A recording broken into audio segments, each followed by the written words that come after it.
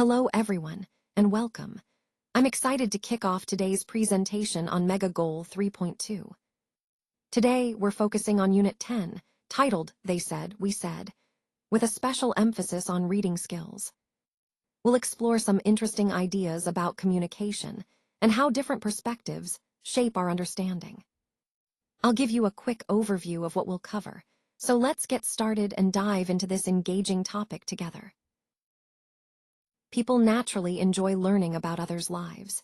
It's a common tendency for us to be curious about what's happening in someone else's world.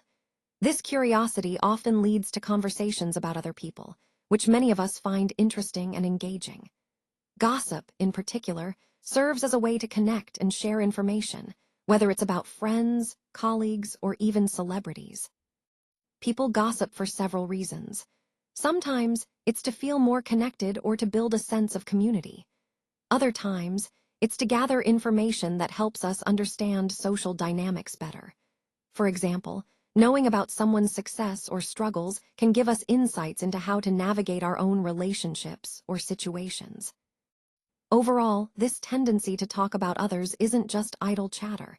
It's rooted in our social nature. Understanding why we gossip helps us see how it fits into the bigger picture of human interaction and communication, which is a key theme in this presentation. Islam emphasizes the ethical aspect and consequences of gossiping. So, what does Islam really emphasize when it comes to this behavior? Well, it highlights the importance of maintaining good morals and integrity in our speech. Gossiping isn't just about spreading rumors. It can harm others and damage relationships. Islam teaches us to be mindful of what we say and to avoid words that could hurt or defame others. The emphasis is on being responsible for our words because they carry weight, both in this life and the hereafter. The consequences of gossiping can be severe, leading to broken trust and social discord. This ties into the broader theme of the presentation, which is about fostering ethical behavior and promoting a positive, respectful community. So, Islam encourages us to think carefully before we speak and to always aim for kindness and truthfulness in our conversations. Now let's talk about something that your Muslim brother really dislikes: gossip, or Ghibah in Islam. You might wonder, how is gossiping actually defined in our faith? Well, in Islam, Ghibah refers to speaking about someone in their absence in a way that they would dislike, even if what you're saying is true.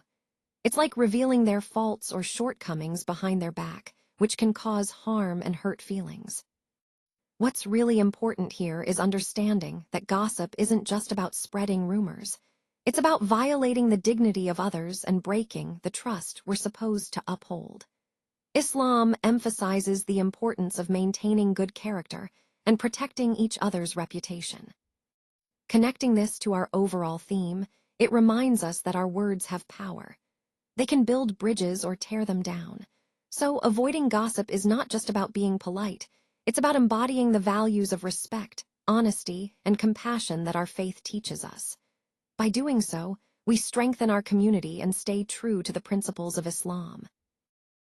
So let's take a moment to consider why the author is sharing this information. The key point here is that gossiping is actually a natural part of human behavior. It's something that everyone does at some point or another.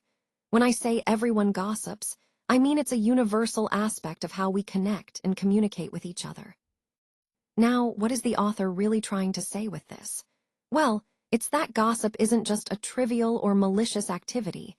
It's deeply rooted in human nature. Understanding this helps us see gossip not just as a negative thing, but as a behavior that's woven into how we relate to others. This idea connects to our overall theme, which is about understanding human behavior and social dynamics. Recognizing that gossiping is universal allows us to approach it more thoughtfully, whether we're aiming to manage it better or simply understand its role in our interactions. He ended up quitting. So, what was the consequence of David's behavior towards Rick? Well, as we saw, David's actions created a lot of tension and discomfort. This kind of environment can really impact a person's motivation and overall morale. In this case, Rick decided that it was best to step away from the situation entirely, which ultimately led to him quitting. This highlights how negative behaviors not only affect individual relationships, but can also have serious consequences for team dynamics and even impact careers. It's a reminder of how important it is to maintain respectful and positive interactions in the workplace, because the fallout can be quite significant. So, what happened as a result of David's behavior towards Rick? Well, he ended up quitting. This is a clear example of how negative actions or attitudes can have serious consequences, not just for the immediate situation, but for the individual involved as well. When someone like David behaves in a way that creates tension or discomfort, it can lead to them leaving the team or organization altogether. It highlights the importance of maintaining respectful and positive relationships at work. This outcome ties back into our overall theme, which is about the impact of interpersonal dynamics and how they shape the workplace environment. Remember, fostering a supportive and respectful culture can help prevent situations like this from happening in the first place. When you spread rumors about someone, it doesn't just affect what people think of that individual, it also impacts how others see you. It reduces your own status in their eyes because it can make you seem untrustworthy or unkind. Think about it. What happens when you hear someone gossiping or spreading false information? It often makes you question their integrity or motives. So, in a way, spreading rumors doesn't just harm the person targeted. It also damages your reputation and credibility in the eyes of others.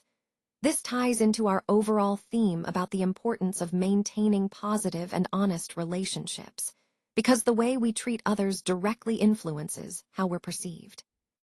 For many people, gossip is really just a form of entertainment.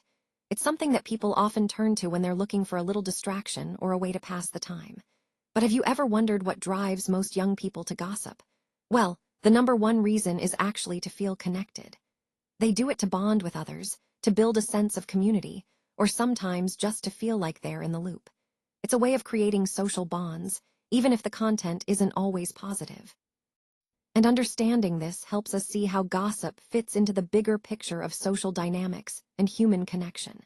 So, while it may seem trivial on the surface, it actually reveals a lot about how we seek belonging and affirmation in our social circles.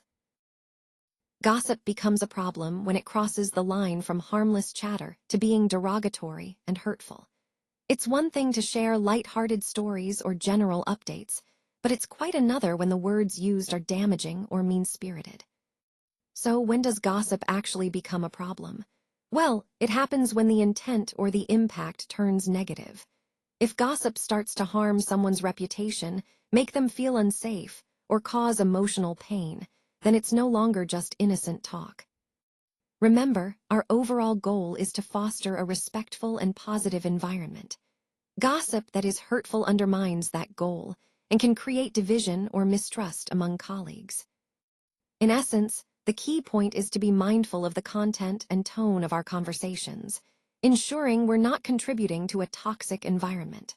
When gossip becomes derogatory or hurtful, it stops being harmless fun and starts to damage relationships and the workplace culture we want to build.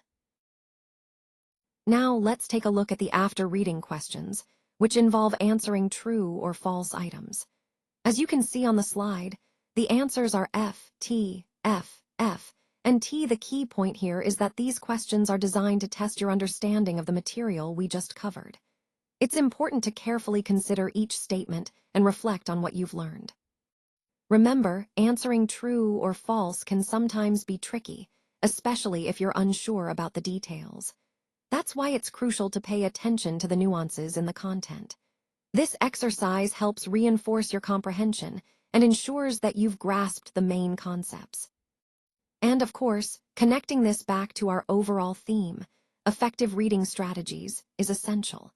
It reminds us to critically evaluate information and verify facts, which is a vital skill in any learning process. So, take your time with these questions, think them through, and use them as a tool to solidify your understanding of the material.